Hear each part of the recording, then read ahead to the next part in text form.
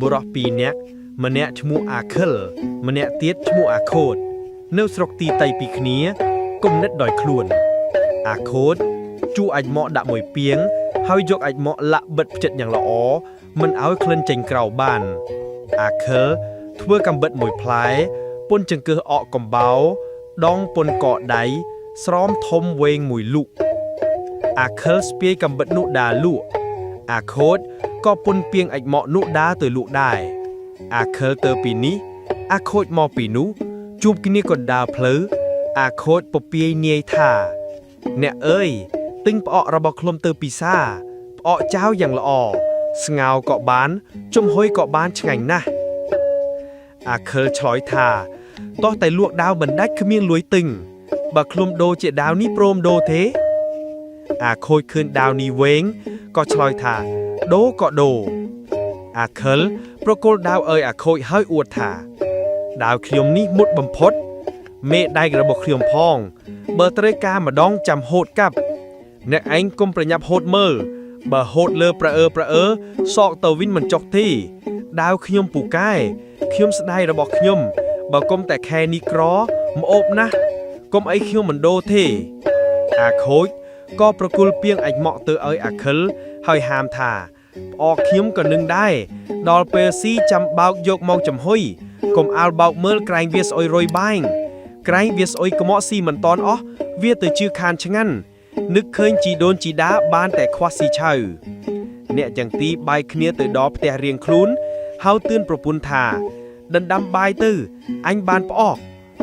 ប្រពន្ធថាបានផ្អកពីណាអាខិលថាដូរដាវគេថាផ្អកចៅឆ្ងាញ់ពិសាណាស់ប្រពន្ធក៏ពេញចិត្តនឹកថាប្តីចេះធឿកំបិតដូរផ្អកស្ទុះផ្លែតទៅលាងចានដូរបាយហើយកាន់កំបិតយ៉ាងកំរិលក៏កើលទៅជិតពាងផ្អកយកកំបិតក៏អាចមកលាក់លូបើកឡើងហើយលូកបានមួយក្តាប់ដាក់ផ្លប់ទៅក្នុងចានសល់នៅក្នុងដៃប៉ុន្មានក៏ដាក់ផ្លប់ភ្លក់មើលងើបមុខឡើងលឿថាយើផ្អកចៅអ្វីក៏ស្អុយដូចអាចមកគ្មានឆ្អឹងគ្មានសាច់ក៏ខ្វិចក៏ខ្វក់មហត់ខំយ៉ាងនឹងធ្វើផ្អកត្រីអីប្តីថាក្រែងត្រីពោប្រពន្ធក៏លូករៅរកក្បាលលូកបានពាក់កណ្ដាលក្អួតចង្អោជាង20វ៉កដឹងជាក់ជាអាចមកមិនមែនផ្អកមកបន្ទោសទៅម្ចាស់ដើមឆ្អឹមលេបបាយមិនរួចនិយាយពីអាខូចត្រីអណាស់ដើរទៅផ្ទះអួតប្រាប់ប្រពន្ធថាអាចមកមួយពាងដូរបានដាវមួយបែទទួលខឹងនឹងស្កែវីច្រាស់សក្រីកន្ត្រាក់ដាវនោះលោតដល់ដីបំរុងនឹងកាប់ឆ្កែសម្លាប់ក៏ចាប់ដកដាវហូតខ្វាច់ឃើញផ្លែដាវនេះខ្លីកំបិចកិច្ចឡោតទៅលើផ្ទះបង្ហាញប្រពន្ធមើលសើចទាំងពីរនាក់សើចហើយប្រាប់ប្រពន្ធថាប្រាជ្ញាអានេះស្មើនឹងអញទៅបបួលវាធ្វើសម្លាញ់ក្រានរកស៊ីពីរនាក់នឹងបានមៀកប្រាស់ដោយងាយលុបទៅប្រទះនឹងអាខិលដើរពីនាយសើចពព្រានិយាយសួរថាឯងទៅណាអាខិលឆ្លើយថាអញមកសុំឯងធ្វើសម្លាញ់អាមួយក៏ថាអញមកសុំឯងធ្វើក្លើដែរហើយក៏សុកចិត្តដើរពីរនាក់ទៅដល់ផ្ទះមហាសេដ្ឋីម្នាក់ចាស់ចរាឈឺស្លាប់គេដាក់ខ្មឹងក្តារមួយឈួរបំរុងបូជាថ្ងៃស្អែកចំណែកកូនចៅនឹងប្រពន្ធយំសោកគ្រប់គ្នាវេលានោះអាទាំងពីរស៊ើបសួរអ្នកដាខាងក្រៅថា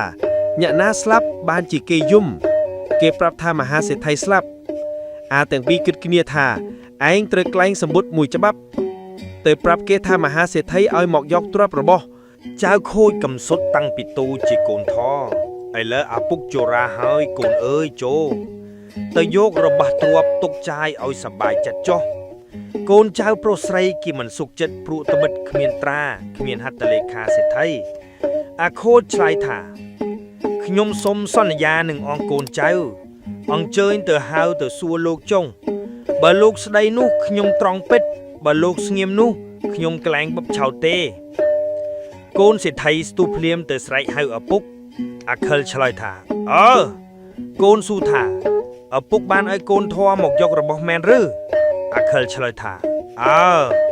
កូនអញឈ្មោះអាខូចវាមកហើយឬកូនឆ្លើយថាទៀនប្រោសមកហើយអាខិលថាមើលយករទេះមួយធំក្របីមួយនឹមទឹមរទេះនោះហើយយកមាសប្រាក់កែវកងសម្ពុតអាវវល់ផ្ទុកកឹងរទេះឲ្យល្មមតែក្របីនោះអូសរួចបានប៉ុន្មាន ឲ្យវាយកចុះកូនចៅប្រុសស្រីចាញ់ឧបាយកលអាខិលអាខូចក៏ខឹងខ្មោចសិទ្ធិស្លាប់ហើយចេះស្ដីអស្ចារ្យឥឡូវនឹងបើក្តារឲ្យច្បាស់ចាស់ហាម5ថាមើលមុខខ្មោចមិនបានខ្លាចដេកយប់មកមើលមួយម៉ាយម្លោះហើយក៏ជឿជាក់យកសម្ពុតអាវស្លៀកពាក់និងកន្ទេលពូកខ្នល់ខ្នាយហើយថែមតុថាចានល្អអំបិនប្រហុក4ក្រឡាអង្គ5ការុងដាក់ផ្លុកទៅឲ្យអាខូចអាខិលបង្វិលរទេះយ៉ាងធំជជែកយំទឹកភ្នែកឲ្យដោយខឹងដោយបញ្ឆោតទាំងស្រីប្រុសហើយក៏ដឹកក្របីមួយនឹមទឹមរទេះប្រគល់ទៅឲ្យអាខូចអានោះត្រេកអរឡើងបរទេះចិនទៅញាក់ទាំងអស់ដែលនៅតែជ្រួនមិនស្រួលចិត្តព្រោះត្បិតខឹងនឹងស្ដាយអាខិលលួយមើយនាយអាយលោបចេញព្រិចរត់តាមទៅបន្តិចក៏តន់រទេះហើយនិយាយគ្នាថាយើងបាំងទ្របរបស់តែទាស់ឃ្លានបាយបើឈប់ដណ្ដាំបាយនៅរៀងអាយក្រែងមិនស្ងាត់ខ្លាយចោលតាមមុខប្លន់យកទ្របមួយរទេះបើដូច្នេះឯងឈប់ចាំអញទៅសុំបាយគេខ្លះយកមកឲ្យឯងអាមួយព្រមហើយអាមួយក៏ដើរទៅរកថ្នាំតាមផ្លូវយកមកលាយបាយឲ្យពុលស្លាប់អន្តរាយនឹងយកទ្របរបស់នោះតែម្នាក់ឯងអាមួយនៅចាំរទេះក៏ធ្វើខ្នាដាក់ស្តាក់ផ្លូវបំរុងឲ្យត្រូវអានោះស្លាប់នឹងយកទ្របតែម្នាក់ឯងដែរវេលានោះអាមួយទៅសុំបាយគេស៊ីរួចហើយសុំមួយចានផ្ងាយសម្លាញ់គេមិនកំណាញ់ក៏រកស្លឹកចេកខ្ចប់ឲ្យមានទាំងត្រីអាំងផង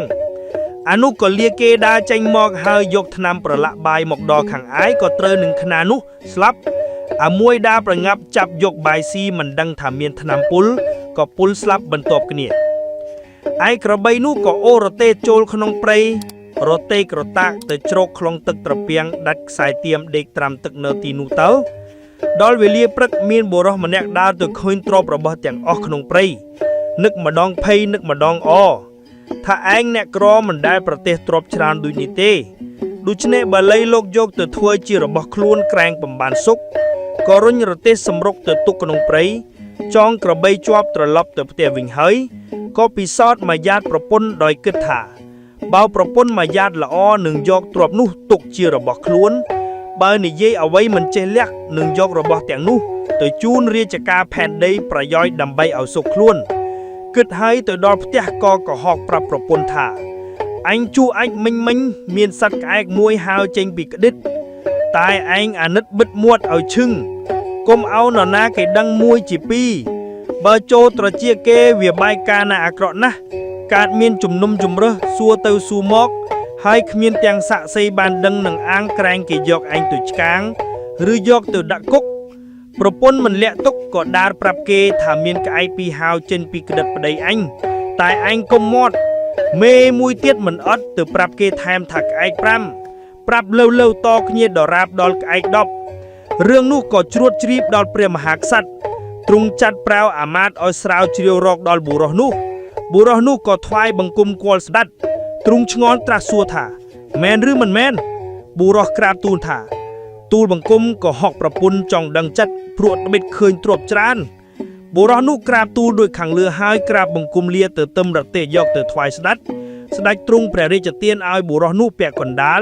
ដាក់ឃ្លាំង